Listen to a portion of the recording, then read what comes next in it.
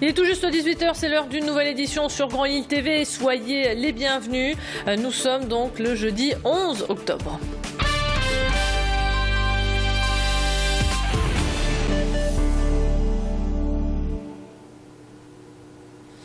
Les voilà rassurés, mais ils restent tout de même inquiets pour leur avenir. Les représentants des salariés du groupe Doux ont rencontré aujourd'hui le ministre délégué à l'agroalimentaire, Guillaume Garot. Ce dernier a réaffirmé l'engagement de l'État, notamment à travers 1 million d'euros pour le fonds de revitalisation du site, qui permettra aussi de soutenir des projets porteurs d'emploi. Le ministre a aussi annoncé le lancement d'une étude sur le potentiel économique de l'abattoir Doux. Actuellement, aucun repreneur ne s'est fait connaître. On écoute le ministre au micro de Machin Grunessen. Aucun repreneur n'avait, durant le mois d'août et septembre, manifesté d'intérêt pour le site de Graincourt. Mais le combat n'est pas terminé et moi je veux mener ce combat. C'est le combat pour l'emploi. Donc regardons toutes les hypothèses, saisissons toutes les opportunités et puis regardons lucidement les choses. Oui ou non, le site a-t-il un avenir? Et donc moi, je continuerai de me battre parce que c'est la vie de 253 salariés. Les salariés occupent toujours le site. Le conseil régional s'est dit prêt à reprendre à 1 euro symbolique le site s'il y avait un vrai projet de reprise. Un autre ministre était de passage aussi sur la métropole lilloise. Il s'agit de Cécile Duflot. Ce matin, elle était accompagnée par François Lamy, ministre délégué chargé de la ville. Ils se sont arrêtés à Roubaix, à l'École nationale de protection judiciaire de la jeunesse. Dans l'après-midi, Cécile Duflot est allée à la rencontre des habitants dans les quartiers du Pile et des Trois Ponts. Pour sa venue, l'ensemble des acteurs associés à la politique de la ville étaient présents. L'objectif de cette visite était le lancement de la concertation nationale autour des quartiers. Cette concertation durera 3 mois et réunira des groupes de travail. L'idée est de répondre aux besoins des habitants. Les conclusions seront rendues début 2013 et feront l'objet d'un projet de loi. On écoute la ministre au micro de Machin Grunessen. Ici, on est au cœur de la rénovation urbaine, c'est-à-dire comment on fait évoluer un quartier avec ses habitants, avec ses futurs habitants et avec ceux qui ont vocation à changer de logement mais qui s'inquiètent et participent à l'élaboration de leur futur logement. Voilà, c'est du concret sur les politiques que nous pilotons. Compte tenu des difficultés sociales de la ville, il y a de fortes chances, sans connaître même les critères, puisque c'est l'objet de la concertation, je ne crois pas que Roubaix sortirait du dispositif.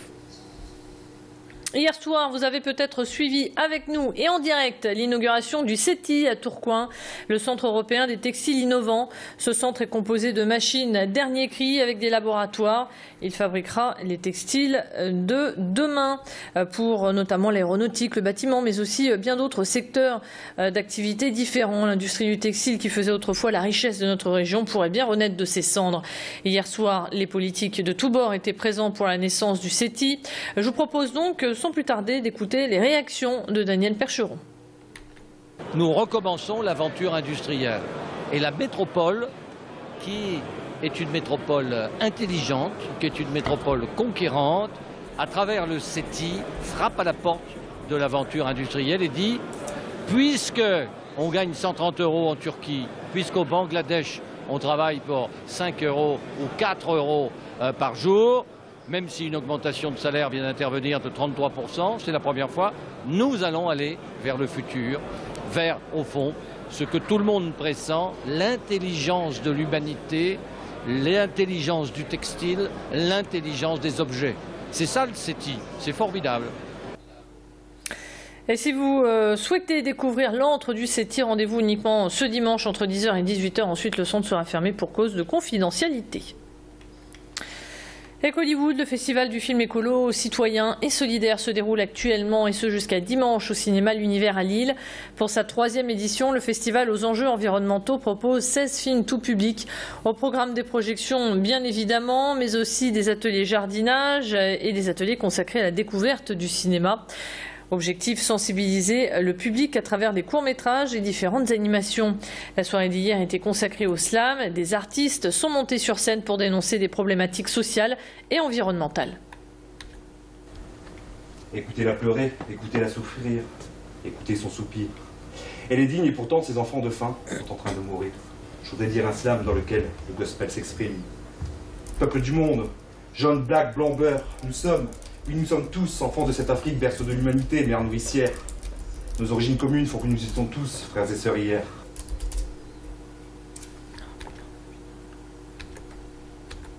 On fait un appel à film et on attend que les réalisateurs, la maison de production nous sollicitent et nous envoient leurs films.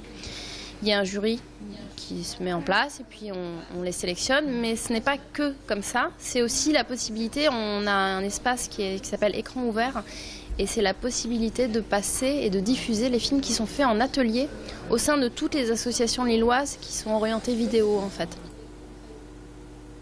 Voilà, c'est ainsi que s'achève cette édition. Bientôt 18h passées de 6 minutes. On marque une courte pause. On se retrouve dans un court instant pour faire le point sur votre météo, vos conditions de circulation, retour de l'actualité à 18h15. Soyez au rendez-vous et restez branchés sur Grand Lille TV. À tout de suite.